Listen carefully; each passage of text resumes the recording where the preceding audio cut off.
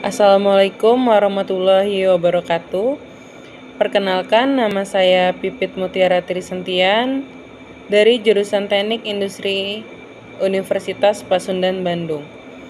Saat ini saya akan mencoba menjelaskan tentang strategi bagaimana meraih keunggulan secara kompetitif. Yang pertama, yang akan kita bahas yaitu pengantar ekonomi strategi. Tujuan dari pengantar ekonomi strategi yaitu 1. Menjelaskan manfaat belajar strategi. 2. Menjelaskan manfaat belajar ekonomika. 3. Menguraikan berbagai hal mengenai globalisasi dan tantangan manajemen strategi. Yang keempat, menjelaskan definisi manajemen strategi. Yang kelima, mendeskripsikan peranan manajemen stakeholder. Mengapa kita perlu mempelajari strategi? Definisi dan alasannya adalah strategi berkaitan dengan keputusan yang dihadapi organisasi dalam melakukan bisnis, berkaitan dengan perilaku yang konsisten, dan harusnya mampu menciptakan keunggulan kompetitif perusahaan tersebut. Strategi sangat penting untuk menentukan kesuksesan organisasi. Sehingga inilah yang menjadi alasan mengapa mempelajari strategi menjadi amat sangat bermanfaat dan sangat menjanjikan. Manfaat dari manajemen strategi yaitu 1. Meningkatkan kemampuan perusahaan dalam mencegah masalah. 2. Dapat ditarik dari berbagai alternatif yang terbaik. Yang ketiga, dilibatkannya karyawan dalam formulasi strategi pada akhirnya yang dapat meningkatkan motivasi mereka sendiri. Yang keempat, penolakan atas perubahan dapat dikurangi. Mengapa kita harus mempelajari ekonomika? Manfaat dan model ekonomika ada dua macam, yaitu yang pertama, dalam menganalisis pengambilan keputusan, baik yang dilakukan perorangan maupun organisasional, analisis ekonomika dapat digunakan untuk mengetahui elemen kunci dari proses yang dijalaninya. Kedua, hal-hal yang harus diidentifikasi oleh model ekonomika yaitu pembuat keputusan, tujuan, pilihan, serta hubungan antara pilihan dan hasil. Berikutnya, kita membahas tentang globalisasi. Ada dua faktor penyebab globalisasi, yaitu yang pertama, adanya dorongan investasi yang dimulai dari Marshall Plan.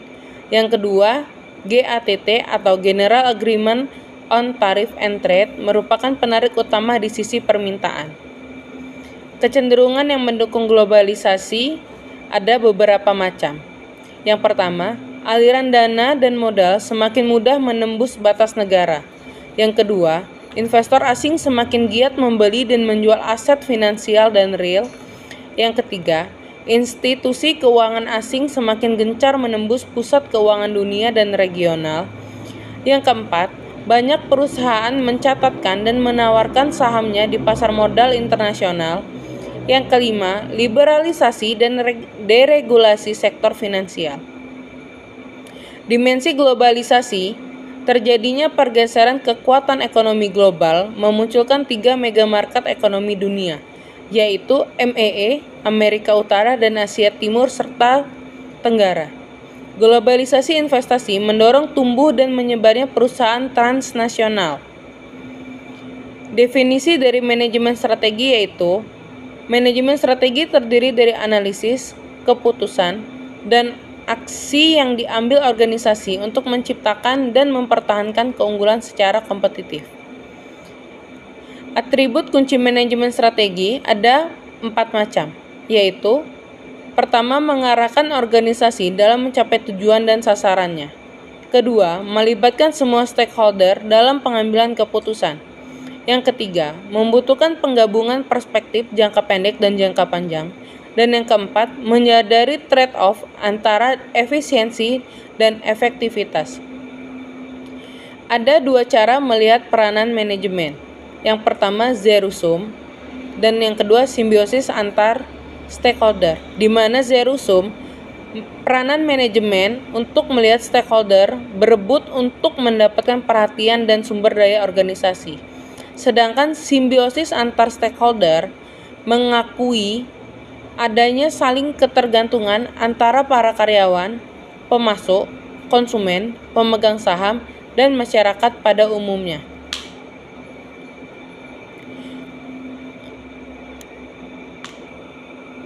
Menurut Mudrajat Kuncoro, beliau menambahkan berupa diagram model hubungan interaktif antara bisnis dan masyarakat sosial, di mana terdapat dua interaksi, yaitu interaksi sosial primer dan interaksi sosial sekunder. Interaksi sosial primer meliputi stakeholder, karyawan, penanam modal, pemasok, distributor besar, pelanggan, pesaing. Sedangkan interaksi sosial sekunder termasuk komunikasi lokal, pemerintah asing, kelompok aktivis sosial, media, masyarakat umum, dan kelompok pendukung usaha, yang dimana interaksi sosial sekunder tersebut termasuk golongan non-pasar. Tahapan analisis manajemen stakeholder: 1. Memetakan hubungan antar stakeholder. 2. Memetakan koalisi stakeholder. 3. Mengidentifikasi kepentingan masing-masing stakeholder. Yang keempat, mengidentifikasi kekuatan masing-masing stakeholder. Yang kelima, menyusun metrik prioritas stakeholder. Yang keenam, memantau kemungkinan pergeseran koalisi. Sekian yang dapat saya sampaikan. Jika ada kekurangan, mohon masukan dan sarannya sehingga dapat membantu saya menjadi lebih baik. Sekian dari saya. Wassalamualaikum warahmatullahi wabarakatuh.